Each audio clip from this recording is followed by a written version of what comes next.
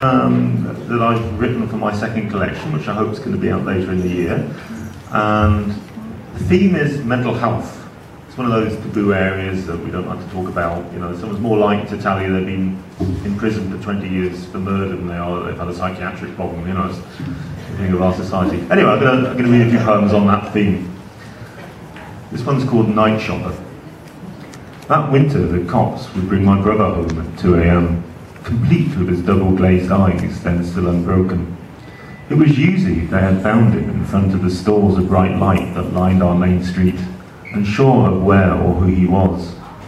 The octopus of his unmade teenage head, slithering its tentacles out into the road, blocking traffic, wrapping itself around chimney pots, the throats of strangers. Of course he'd been drinking, his pockets hard with porn, but there was something else feeding on him inside, not showing, fatting itself for birth. Just giving us the odd movements of fingers in his neck, the imprint of a boot kicking the inside of an eyeball, the dark wounds of the communication lines moving inwards into places we could not see or comprehend.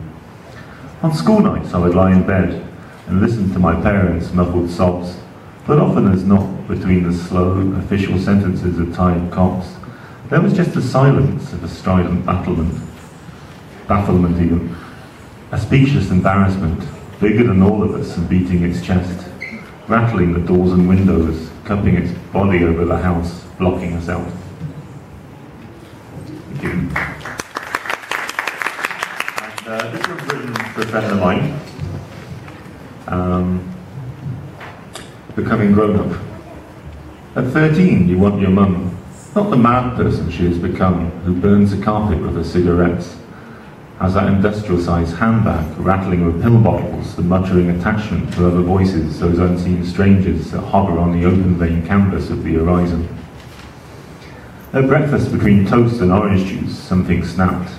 A tie came loose, fell free, the connection through the sonar spine, the messages through fingertips, all lost. In one moment, the most loved became the most despised, the mother became the little girl. If it doesn't kill this kid, eventually she may come to see the freedom that's been given her, that she can start again, be who she wants to be, become a woman. But that means less than nothing now. There are many bones to step across, many strangers who will come with love and hope that she will need to push away and leave behind.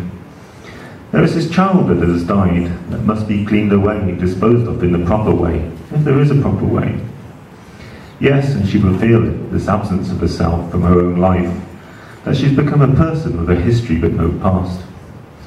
She will burn with a fiery loss in the middle of the day, in front of the TV, between classes or boyfriends, or over an unhomemade school lunches.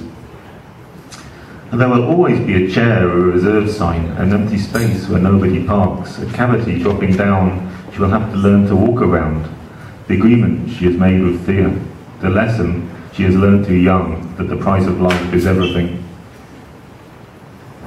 Thank you. Have I got one short one? One really short one? This is one, a different tack. This is going to be really short. And this is about getting into middle age and realised you've made tons of disastrous decisions, but somehow your life is actually quite good. So this is called How Was It For You?